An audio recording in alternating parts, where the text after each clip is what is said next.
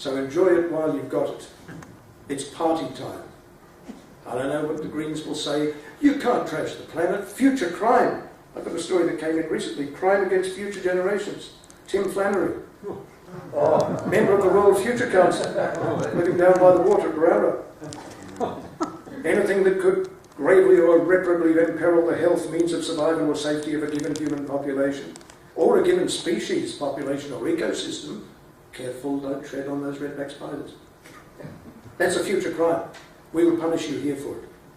And you can bet they'll use a tribunal, the United Nations tribunal, to try you for these environmental crimes of the future, or crimes against future generations. So there is a moral question here. How much do we owe the future? No one could sensibly say, let's trash the planet. To hell with the people that come in the future. They'll be aliens anyway. They'll probably be half carrot, half animal, whatever, with genetic engineering. Who knows? I'd say in 50 years they'll be giving some animals the vote.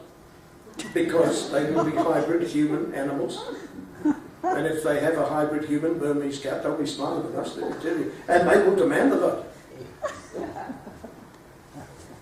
So make the most of what we've got, because Mother Nature is about to destroy the joint.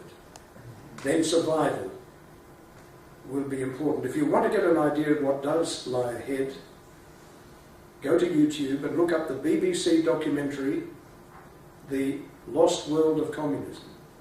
In 3 episodes of an hour each, they deal with East Germany, Czechoslovakia and Romania. I haven't seen the last 2, I've just seen the one on East Germany.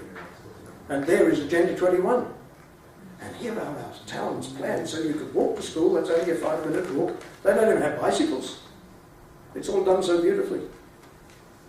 And as somebody told me the other day who lived in East Germany, it seems that Bastards Inc.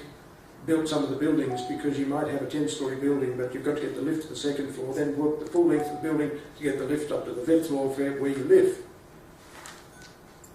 Bureaucracy. There's no particular politics for bureaucracy. Bureaucrats do what bureaucrats do. And just a quick note on socialism. Socialism does work, but not all the time. It works at the family level, remember? When you're a baby, they didn't give you a vote. Mum and Dad go and take you out on a picnic. You don't get to vote on where you're going, but there's so much goodwill that they're sharing stuff. And it works when there's a war, where you have to take orders, where you follow that philosophy of Marshall McLuhan, I think, who said, Earth is a spaceship. There are no passengers. Everyone is crew. But the idea of fighting a war is so that you can end the war and you can live as free people. Not live under socialism, which is continuing the martial law. No passengers, everyone's crew. And I think it's a psychological problem that a small percentage of people have, and they tend to graduate to positions of power because that way they get what they really need to be comfortable. When you and I live here, we can walk in all different directions, do our own thing. That's freedom. But to the order freak, that's chaos. That's almost as bad as half of you driving on the wrong side of the road when you go home. That would be chaos. But they want everything to be regimented. And now, thanks to Agenda 21, they have actually codified the degree to which we have to give up all the things we've been used to. All the things that made life kind of comfortable. And they will even condemn their own children to this future, which is very strange, but that brings in other topics that we don't have time to deal with today, like the immense big damage being done to our lifestyle, our culture, by the importation of people who would turn back the good revolution hundreds of years. That's a big problem that the left has to deal with. They fight for women's rights, and they bring in a lot of people who don't believe in women's rights. They'll specify how thick the stick is with which you can beat your wife, and what she will wear so people don't see the bruises. Well, that's another question. So I'm sorry I can't leave you on a brighter note. As long as you understand the forces that are arraigned against us, and when you hear people talk sustainability, ask them to do it first, because sustainability is just not sustainable if we want to remain alive. Ladies and gentlemen, thank you very much. Third speaker is Dr. John Kay. John Kay was elected as a Greens member of the New South Wales Legislative Council in March 2007. Before entering Parliament, John taught and researched electrical engineering at the University of New South Wales, where he specialised in sustainable energy and greenhouse issues. John obtained his PhD from the University of California, Berkeley.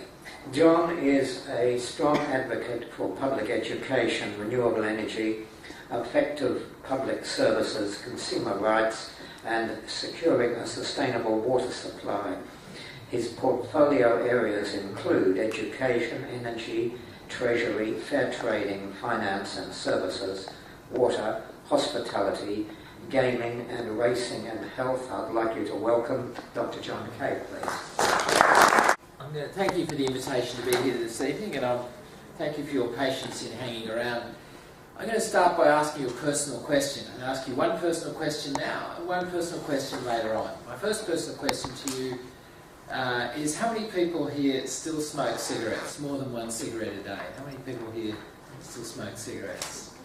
So 1, 2, 3. Okay, 3. So there are about 80 people in the room. Excuse me, there should be about 9 of you on average. So actually, you're probably smarter than average as you've given up smoking. July. If we'd asked, sorry, They lie. July.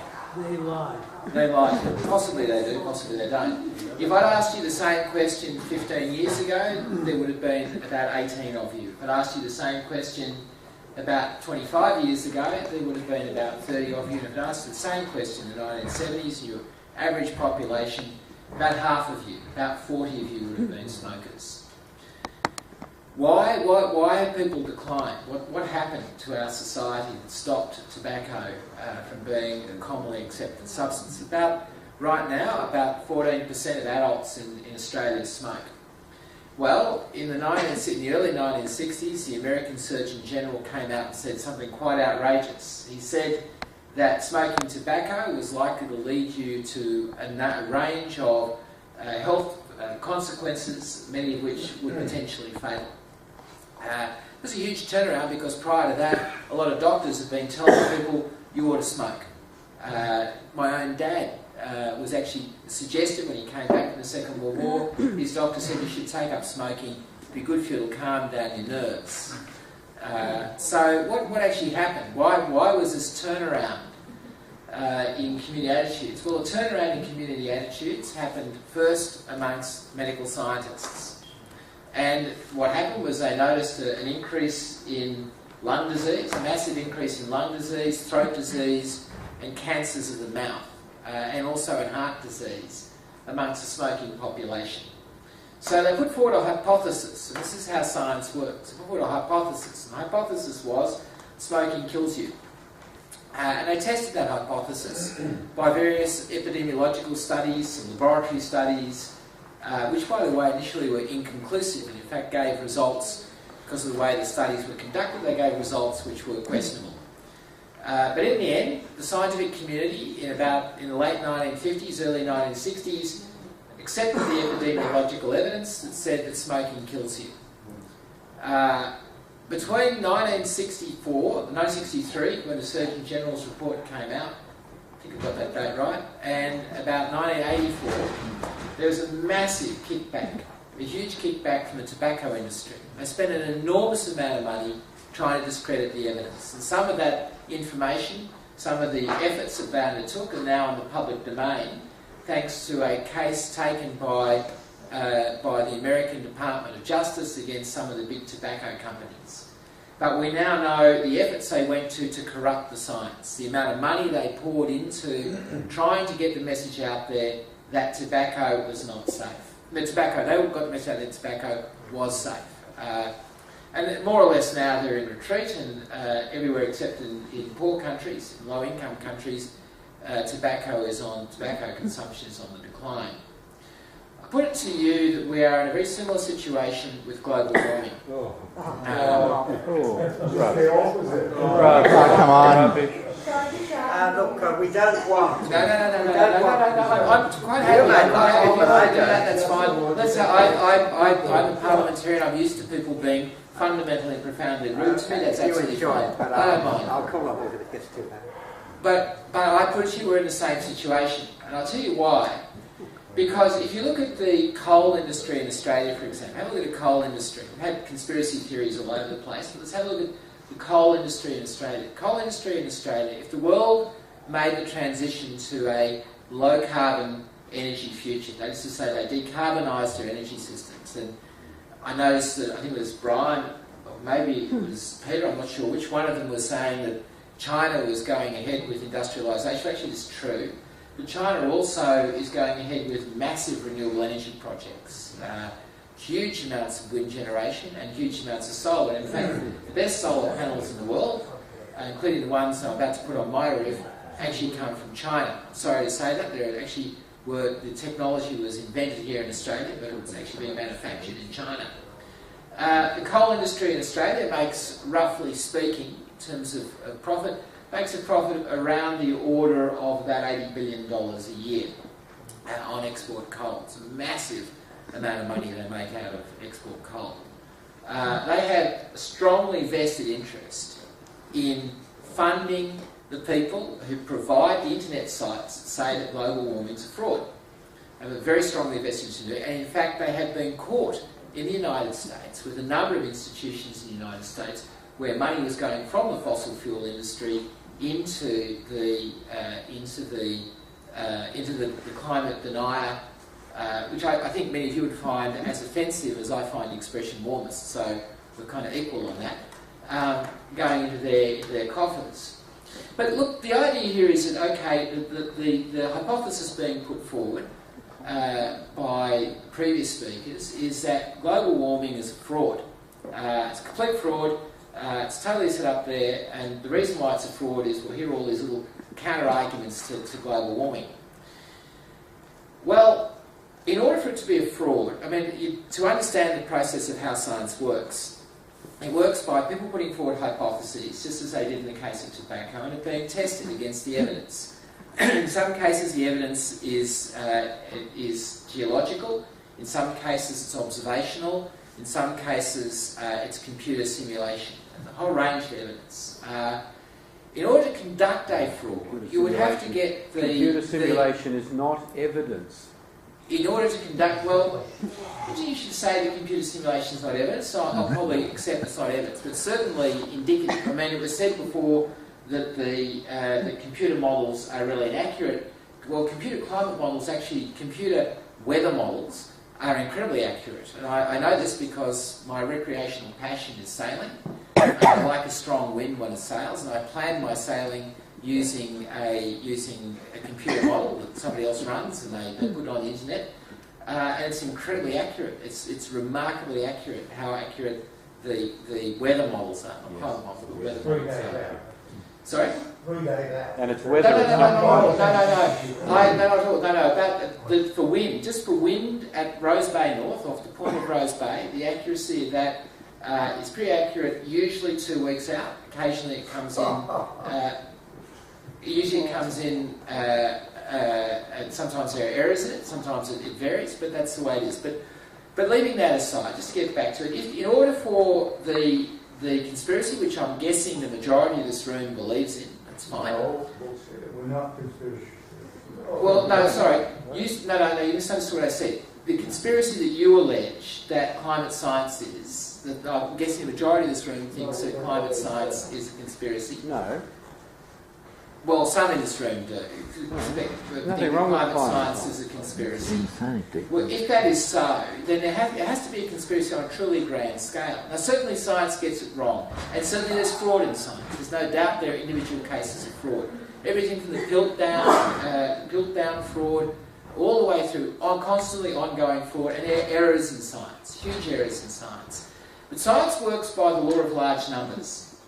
It makes progress. The reason why we don't burn witches, the reason why we have antibiotics, the reason why we can fly aeroplanes is because we have lots of scientists testing each other's hypotheses. Every paper that comes out, somebody else will test.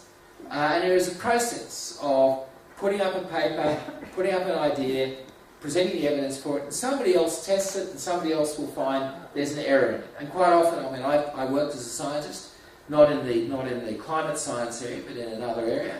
And I had papers where I put up a hypothesis, I put up evidence for it, somebody else put up counter-evidence, had to admit, okay, my hypothesis needed modification. It's the way it works. And in order for this to have been, in order for the hypothesis that the 36 billion tonnes of carbon dioxide equivalent that we currently put into the planet is actually bad for us, in the same way that smoking is bad for humans, and that's bad for the planet, and will produce adverse outcomes. In order for that to be a conspiracy, we would have to have something like 100,000 scientists around the world all involved in this conspiracy. Now, the reality of conspiracies are they do occur. There's certainly conspiracies, but have a look at what's happening in ICAC. You don't get away with a conspiracy at that scale very often. And when you do, sooner or later you get caught. Now, I cannot for the life of me believe that what is going on in climate science, what's going on in the published refereed journals through the refereed process is a conspiracy. It just wouldn't work. We would find out, we would know, we would hear, it would be out there. Well, it's not out there. We have. Well, we haven't. We won.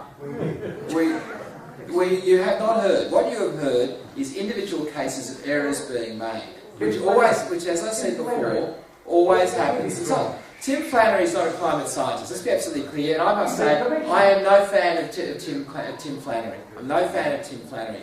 I've had significant arguments with Tim Flannery. He makes statements which are unscientific. Anybody who says that it will never rain again is wrong. And back in 2007, when we were in the grip of a shocking drought, people were saying it will never rain again. I said very loudly at the time, that's a stupid thing to say, because it will rain again. Because that's not how variations of large-scale systems work. When a large-scale system is disturbed, it will often go backwards and forwards, it will often vibrate. There's a concept called harmonic motion. It will often go backwards and forwards. And what we're talking about here, and what Flannery fails to observe, is what the science suggests is there's a disturbance about the mean. Yes, there'll be fluctuations. There'll be hotter periods, there'll be wetter periods, there'll be colder periods, there'll be drier periods. But what we're talking about is a movement in the mean. But let's suppose for a minute that you're right and I'm wrong. Let's just suppose for a minute that indeed, actually it's wrong. Actually, the 36 billion tonnes of carbon dioxide equivalent each year that goes in the atmosphere, hey, it's not actually going to affect the atmosphere, it's not going to affect the climate, it's all okay. Let's suppose all that's true for a minute. Let's suppose it's probably true. The question is, do you want to gamble? Do you really want to gamble? In 1964, let me tell you what the downside and upside of the gamble is. In 1963, what the Surgeon General said was, it will probably kill you. It will probably kill you. He didn't say it will, because he didn't have the evidence to do so. He's a good scientist. He couched it in the right language about risks and probability. And he took the people, a lot of people, gave up smoking fairly quickly. Why did they do so? Because they figured that they could do so, and it wouldn't do them any harm, and it may do them some good. Well, let's talk about, let's now go to the issue